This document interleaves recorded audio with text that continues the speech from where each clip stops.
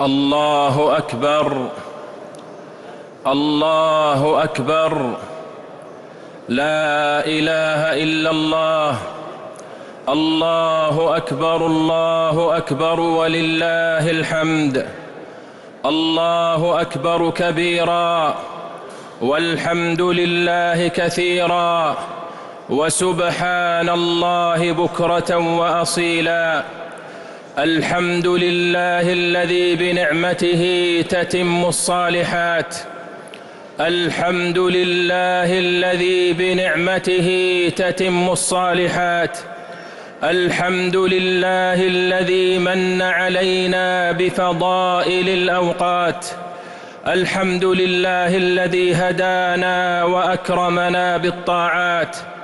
أشهد أن لا إله إلا الله وحده لا شريك له، وأشهد أن محمدًا عبده ورسوله أرسله بالهدى ودين الحق ليظهره على الدين كله، فبلغ الرسالة وأدى الأمانة ونصح الأمة وجاهد في الله حق الجهاد حتى أتاه اليقين.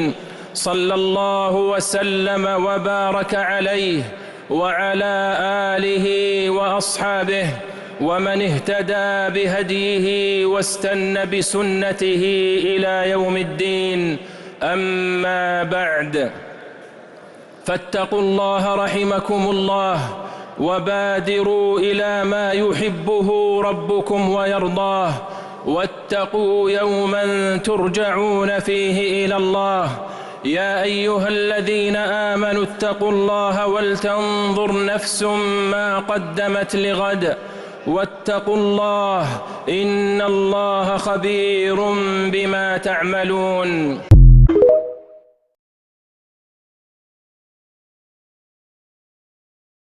لنا من الصالحين. আল্লাহ তুমি আমাকে একটা নেক সন্তান দান করো, যে সন্তান আমার মৃত্যুর পর আমার জন্য দোয়া করবে, আমার বংশী বাতি জ্বালাবে। আল্লাহ রাব্বুল আলামিন বার্ধক্য বয়সে হযরত ইব্রাহিম খলিলুল্লাহ দোয়া কবুল করে নিলেন। বলেন সুবহানাল্লাহ। নির্দেশ হলো আরেকটা বিবাহ করেন, বিবাহ আরেকটা করলেন। হাজেরাকে বিবাহ করার পর তার গর্ভে প্রথম সন্তান যিনি আসলেন তার নাম হলো হযরত ইসমাঈল আলাইহিস সালাম। বলেন সুবহানাল্লাহ। ইসমাঈল আলাইহিস সালাম আসলেন। ইসমাঈল আলাইহিস সালাম বড় হলেন, আস্তে আস্তে বড়। আল্লাহ নির্দেশ হলো জিলহজ মাসের ৮ তারিখে প্রথম খাপ দেখলেন হযরত ইব্রাহিম খলিলুল্লাহ। ইব্রাহিম, তুমি আমার নামে কুরবানি করো। যে দিনকে বলা হয় ইয়াউমুত তারবিয়া, এই রাতটা ফজিলত করলেন ৮ম তারিখের রাত্রে। সকাল জিনিস কুরবানি করে দাও। এই জন্য আমাদের উচিত আমাদের কুরবানিটা নিখুঁত, নাদুস নুদুস, আয়ব ছাড়া, দোষ ছাড়া পছন্দ নিয়ে কুরবানি করা। এটা হলো সুন্নতে ইব্রাহিম। বলেন সুবহানাল্লাহ। আয়ব থাকবে, দোষ থাকবে, এই কুরবানি কিন্তু দুরস্ত হবে। আল্লাহ রাস্তায় কুরবানি করার জন্য সকালবেলা ইব্রাহিম মনে করছেন আমার একমাত্র পছন্দনীয় জিনিস, একমাত্র শখের জিনিস, আদরের জিনিস, মহব্বতের জিনিস। শয়তানকে লক্ষ্য করে 3টা কঙ্কর নিক্ষেপ করেছিলেন। আর ইসমাইলের কঙ্কর নিক্ষেপ করা আল্লাহর কাছে এত পছন্দ হয়ে গেল, আল্লাহ তাআলা কিয়ামত পর্যন্ত যত হাজিরা হজ করতে যাবে তাদের জন্য ওই কঙ্কর নিক্ষেপ করা শয়তান কি করলেন, পিছনে ওযুর জল প্রয়োজন হবে। এই ঈদগাহের পশ্চিম সাইডে ওযুর জায়গা আছে, আপনারা ওযু করে দেবেন নির্দিষ্ট জায়গায়।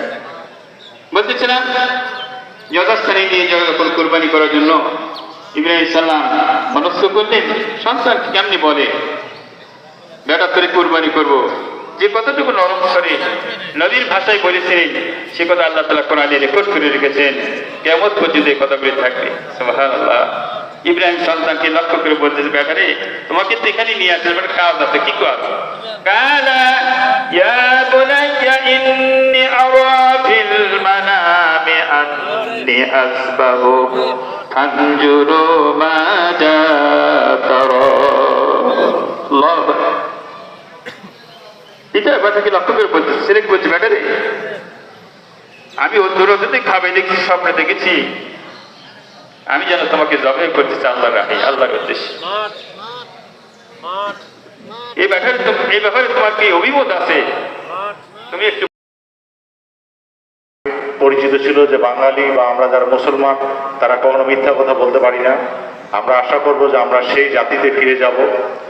আর আপনারা জানেন যে আমাদের পরিবার হচ্ছে প্রধান শিক্ষাঙ্গন। আমাদের যারা ছেলে মেয়ে তারা পরিবারেই প্রথম শিক্ষা গ্রহণ করে।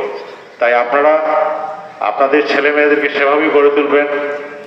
আরেকটা বিষয়, আমরা ছোট থেকে বড় হয়েছি, আমরা কি করি, কখনো যারা গ্রামে থাকি হাঁস মুরগি কোনো কারণে যদি সন্ধ্যার পর না ঢুকে বাসায়, আমরা পাগল হয়ে যাই না যে খুঁজতে যাই যে হাঁস নাই মুরগি নাই ঢুকতেছে না কেন?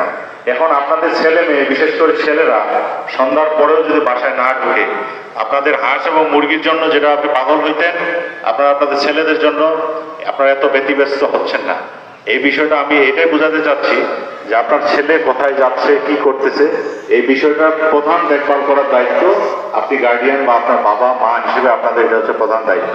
এই বিষয়টা থেকে আপনারা বিচ্যুত হবেন। আপনার খেয়াল রাখবেন আপনার ছেলে কোথায় যাচ্ছে, আপনার ছেলে অন্য কোনো সঙ্গ দেশে নষ্ট হয়ে যাচ্ছে কিনা, এটা আপনি প্রধান পরিবারের একজন সদস্য হিসেবে এই বিষয়টা আপনার প্রধান দায়িত্ব। তারপরে হচ্ছে আনুষঙ্গিক সামাজিক বা যারা শিক্ষাঙ্গনে পড়াশোনা করেন শিক্ষক এবং স্থানীয় মানুষজন দেখবে, আমরা দেখব। এই বিষয়টা আপনাদেরকে দায়িত্ব নিতে হবে যেন আপনার ছেলেরা নষ্ট না হয়ে যায়। আরেকটা বিষয় খেয়াল রাখবেন যে বিশেষ করে ঈদ এবং কুরবানির দিন অনেকেই দুর্ঘটনায় পতিত হয়। এই কারণে যে অনেকে ছুটিতে আসে, মোটরসাইকেল নিয়ে বের হয় এবং বেপরোয়া গতিতে চালায় মনে করেন যে একটা অ্যাক্সিডেন্ট করে এবং বড় ধরনের ক্ষতি হয়। এই বিষয়টা খেয়াল রাখবেন। আপনার ছেলে বা আত্মীয় স্বজন যেন কেউ এভাবে মোটরসাইকেল বেপরোয়া গতিতে না চালায়, বিশেষ করে আজকের দিনে।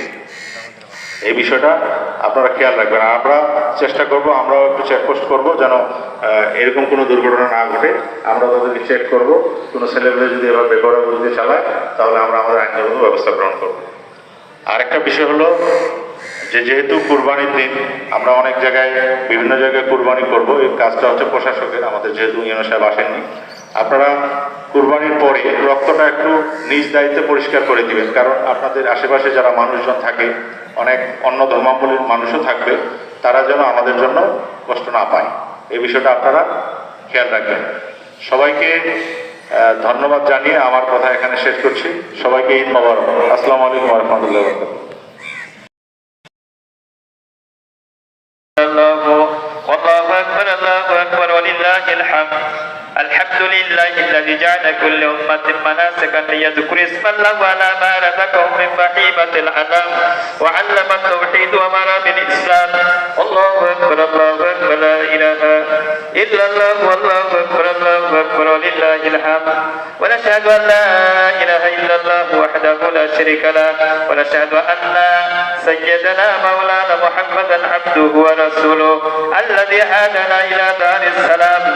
الله أكبر الله أكبر لا إله إلا الله والله أكبر الله أكبر ولله الحمد. لا إله إلا الله والله أكبر الله أكبر ولله الحمد. أما بعد فاعلموا أن يومكم هذا يوم العيد شرع لكم فيه مع العمل أخرى قد سبقت في خطبتي قبل هذا الأصل. جمعه والألوهيات والإخلاص والصدق والنيات، وبين نبيه وصفيه صلى الله عليه وسلم ودوان العلماء أمته من سننه في كتبه والفقه مسائلها. الله أكبر الله أكبر لا إله إلا الله والله أكبر الله أكبر ولله الحمد. الله أكبر ولله الحمد. إن الله يأمر بالعدل والإحسان وإيتاء ذي القربى وينهى عن الفحشاء والمنكر والبغي يعظكم لعلكم تذكرون. فاذكروني أذكركم واشكروا لي ولا تكفرون. صدق الله العظيم صدق الله الرسول. الحمد لله. সুন্দর أنفسنا وإن لم تغفر لنا وترحمنا لنكونن من الخاسرين. ربنا آتنا في الدنيا حسنة وفي الآخرة حسنة وقنا عذاب النار رب العالمين পবিত্র ঈদুল আজহার দিনে ময়দানে শীত রাকাত ওয়াজিব নামাজ জামাতে আদায় করার পর আল্লাহ দোয়া খানি ফাতিহা খানি পাঠ করে অনেকগুলি নেককার বান্দা পরেজগার বান্দা আলিম ওলামা বান্দা হাজি বান্দা যুবক বান্দা ওসিকাদা বান্দা